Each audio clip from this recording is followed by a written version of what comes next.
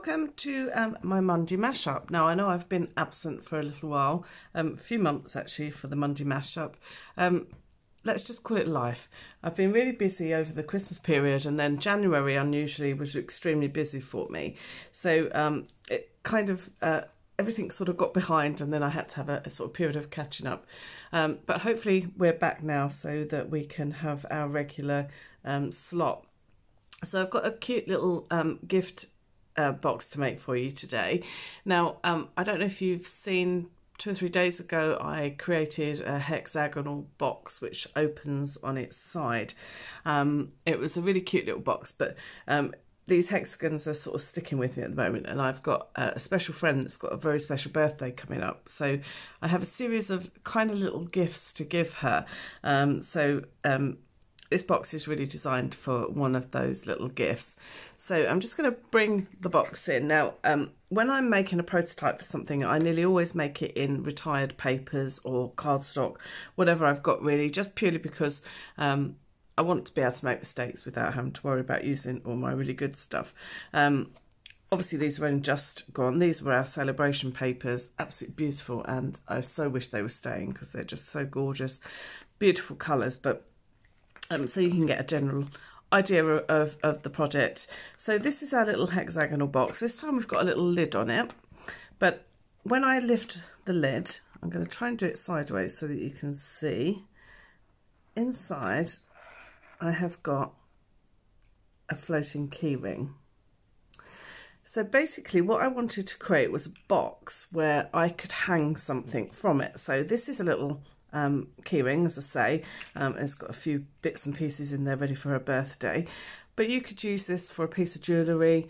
You could make the box taller if you had a necklace or a little bracelet or something, and I just thought it was a really novel way to box up a nice piece of jewellery, or in this case our keyring. So I'm going to pop that back on. I've also made one in Imperial measurements so that you can see that you can make it in either way. Now, strangely enough, this one looks a lot bigger, but it actually isn't. It's because I've taken the paper closer to this join that it actually makes it look that much bigger. But I promise you, it's exactly the same hexagon on the bottom. And also this hexagon on the top is obviously a little bit wider than this one as well, and it's amazing the difference that it does give it, really.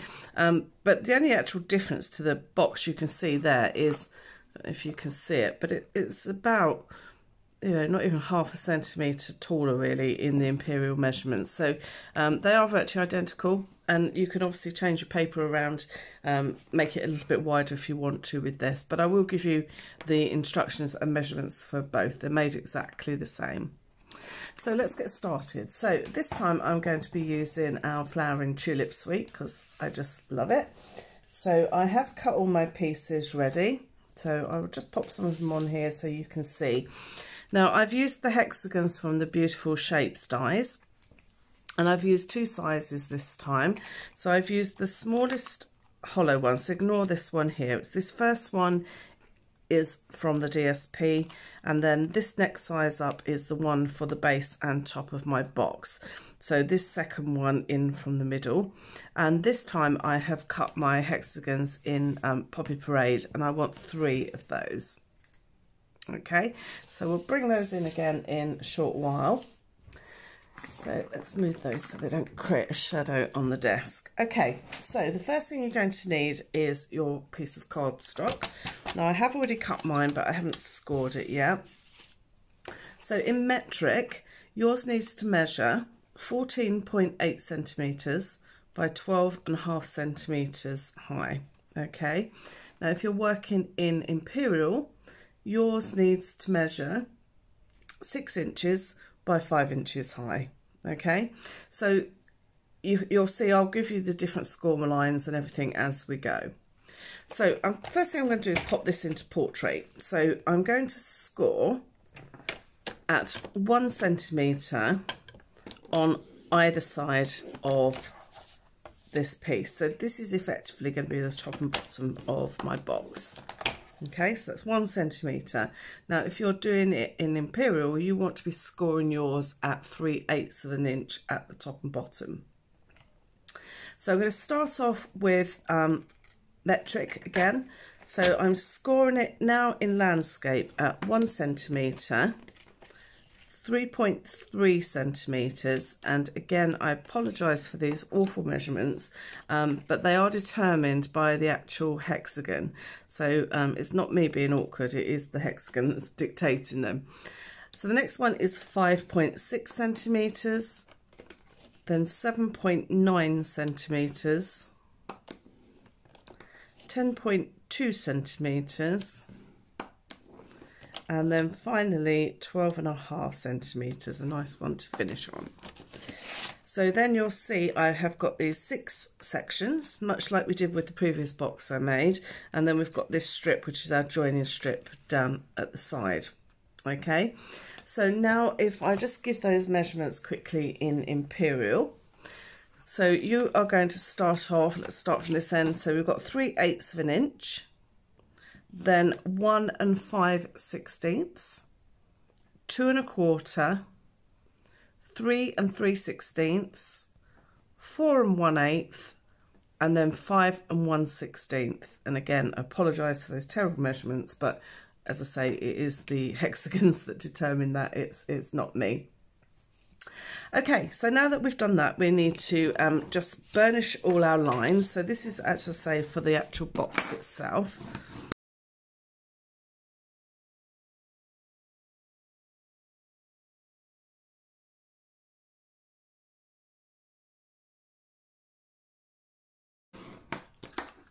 Okay, so now I'm going to start my cutting. So I'm starting off with this little section on the end, and I just want to cut a very narrow slant on that long edge. So you can see that I'm keeping most of it. I've just cut a very slight slant on either end. Okay, so now what I want to do, I need to cut this time at quite a definite slant. And again, what I want you to do is to imagine this is a square, this section. So you've got your 1 centimetre or your 3/8 of an inch here, and imagine that that is 1 centimetre, 3/8 of an inch across, and then you're just going to trim it in a diagonal. Now, you don't have to be absolutely precise. I'm just literally just eyeballing these, but it just gives you a rough guide of where to cut them, really.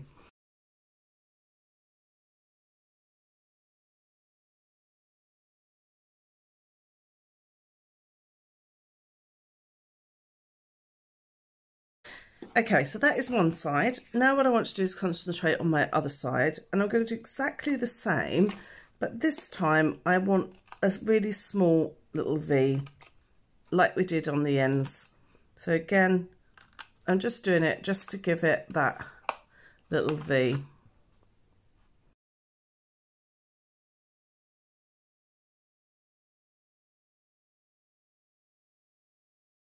Okay, so that's all our cutting done for the actual box itself. So now what I want to do is to stick my DSP on. So you want to make sure that at your top it's the small V's, not these big large ones. So this is the top and this is the bottom. Okay, so I'm just going to quickly stick these onto my box.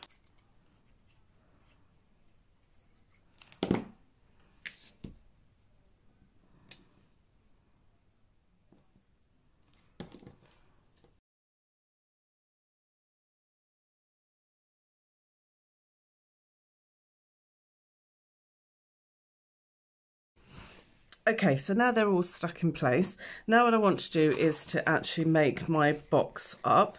So I'm just going to fold this over and just apply glue just to this section here. And then I'm going to close it up. So what I do is I close it up and then I bend it over to where that join is, and then allow it to fall into place, and you'll find you'll get a much nicer edge on it.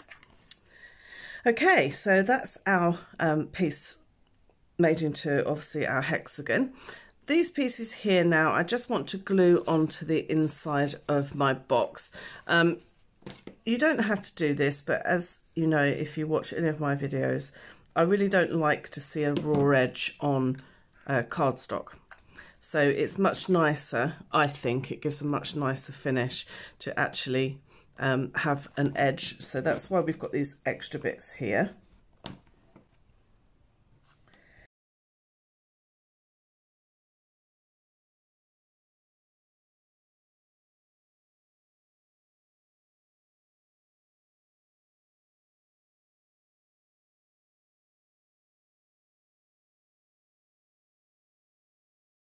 Okay, so that is our tube done and our top done. Now what I need to do is to actually stick my hexagon onto the base. Now, because the hexagon is of a certain size, normally what I would do is I'd close these up and I'd drop a hexagon inside it to actually get it to size. But what I want to do is to actually stick these on the inside. So normally I'd have one inside and it would stick down like that. And what that would happen would make the hexagon just that little bit bigger. But we need that for the lid. So we're going to stick this on here. Now, this is a little bit fiddly, this bit, I won't lie. Because we need to try and get it to the correct shape. Now, you think that would be easy, but actually it's a little bit fiddly. So I've just glued all the 6 tabs and I'm going to place my hexagon on top. So now what I need to do is to kind of move them around the sides and everything else to try and make sure that it has the correct shape. Now don't worry too much if you've got a little bit sticking out. That's not a bad thing. But we just want to make sure that that shape is good. So can you see I've got these little bits sticking out here? I'm not worried about those because we can actually trim those. So don't worry too much. Just make sure that the shape is correct. Oops. As I say, it is a little bit fiddly. But once you sort of get it into place, if you just take something long like your bone folder. In fact, I've got quite a good poking tool here that I can just use on the inside just to make sure those tabs are stuck down nicely. Okay, so if you've got any of these edges, you can just trim them away. Just be a little bit careful, but you can just trim it level with the edge. And what that means is that you can actually, you've pulled it in very slightly, so you're going to have much better lid. So just make sure to do all 6. There we go. So that's now nice and neat and tidy, and that is our actual box complete. So now what we need to do is our lid. So again, I've already cut my cardstock, but I haven't scored it as yet. So in metric, yours is going to measure 15.4 centimetres long by 4.5 wide, and in Imperial you are going to be 6 3/8 of an inch long by 1 3/4 of an inch. Okay, so we'll start off in portrait again, and just as before, I'm going to score mine at 1 centimetre on either side. And in Imperial, sorry, you're going to be scoring yours again at 3/8 of an inch on either side. So it's actually really simple measurements. It's just a case of, you know, putting them in the right place, as always. So now I'm in landscape and I'm going to score at 1 centimetre. I'm going to score at 3.4 centimetres, 5.8 centimetres, 8.2, 10.6, and finally at 13 centimetres. So again, I have those 6 little sections in the middle and also this one at the end here. So whilst I burnish those, I will just give you those measurements in Imperial. So yours is going to measure 6 3/8 of an inch long by 1 3/4 inch high. Okay, and yours is nice and simple this time because you are going to score at every inch. So that's nice and simple for the Imperial one. Your lid is a little bit looser for the Imperial because without going into 32 sections of an inch, it was very difficult to get it sort of exact, but I will give you a tip when I get to it on how to make sure it fits nice and strong for you. So I'm just going to repeat what I did before. So again, I'm just cutting off those edges here just to give me a short angle, and then one side it's going to be the narrow and the other side, as before, it's going to be the bigger angles.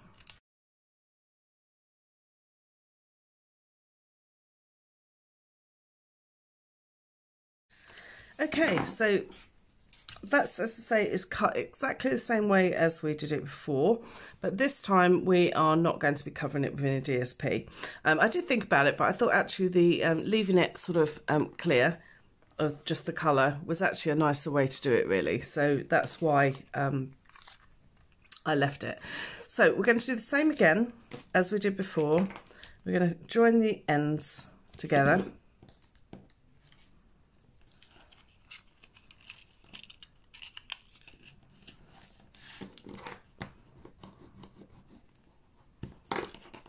Okay, if you do find you get a little tiny little nick hanging over, don't be afraid to take your scissors to it. It's absolutely fine. You're not going to hurt it. Okay, and then again, these ones with the shallow V are going to be stuck inside. So I'm going to do those first.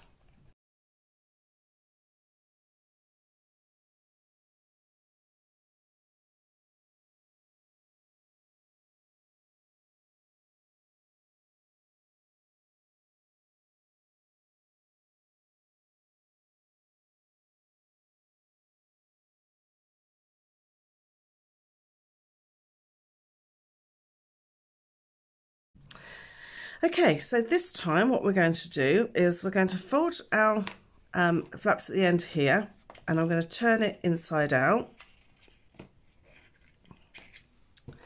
And then what I want to do is just to add some glue to these little tabs.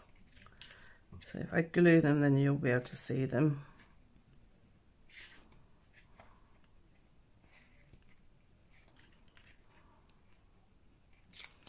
Okay, so you can see I've got glue in each of these.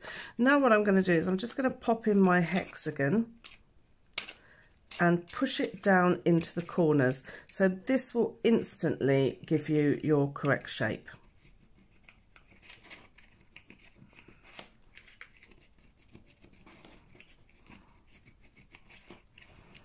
So I'm just using my finger now just to push it into those corners, and that gives me that nice solid shape.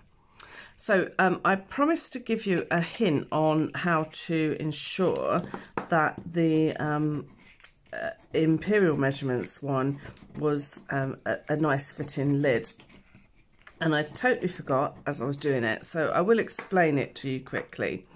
So when we had our lid strip, what I do is I actually use my base and I wrap it around the box, so the score lines will meet these score lines roughly. So then what you want to do is when you join it with the end tab, if necessary, and it might not be necessary, you can move it very slightly over to make it that little bit tighter. And as you can see, mine has quite a nice fit. It's a little bit looser than my other one, but it does give it that nice fit just by moving it across that little bit. So that's all you need to do, and it's absolutely fine. Okay, so now that I've done that, I'm going to pop my DSP onto my top of my box. And again, on the Imperial one, all I did was I used the same size hexagon, but you'll notice it's got a little border, but that's because this hexagon now is that little bit wider because we've stuck that piece inside. So before I actually put this into place, I'm going to mark 2 little spots on here where I want to cut some holes for my ribbon. Now I've just eyeballed it, so I've gone along that centre line and just eyeballed where I want them to go. And I'm just going to punch 2 little holes like so, and then I'm going to glue this on top of my box. Now I know you're going to say I haven't got any holes in the top of my box. That is correct. I am going to make them. I found it easier, rather than trying to line all the holes up, just to do the top one. And then once I was happy with it, and I'm going to pop this just on the top of my box so you can see. You might have to fiddle around when you very first put it on your box, just to get your main box section here just to kind of sort of fall in line with it, because this is quite, it's quite soft, so you just need to sort of line it up and then it's absolutely fine. So now I'm going to take my pokey tool and I'm just going to poke it through these holes so that now I go all the way through my box. Okay, so I'm going to take the keyring out of this one here so that you can see how I put it together.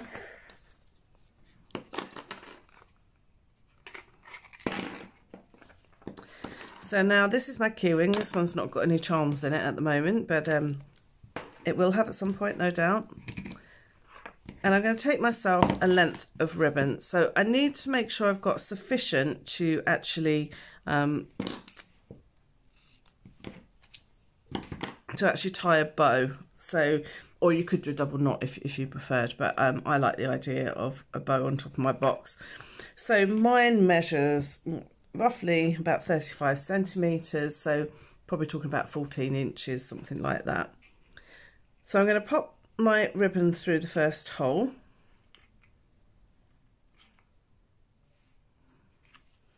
Let's try the other end. It's got 3 layers to go through there, so there we go. So I've popped it through. Now what I want to do is to hang my keyring. So I'm just going to make sure that if I hold that, that's going to hang correctly, which it is. So I can then pop through my other end through the other hole. Okay, so you can see now I've looped that through, and I'm just going to try and make these ends roughly the same. So you can see that the actual keyring is now attached, and that could be your piece of jewellery, whatever you were putting in your box. I'm then going to slide it into my box, pop the lid on, and then I'm going to tie my bow.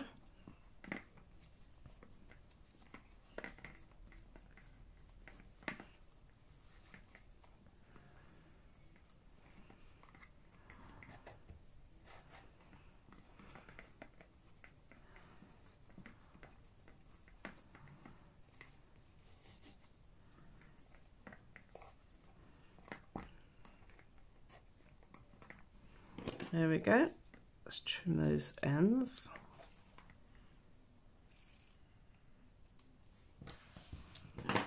So there we go. So that is our little box complete.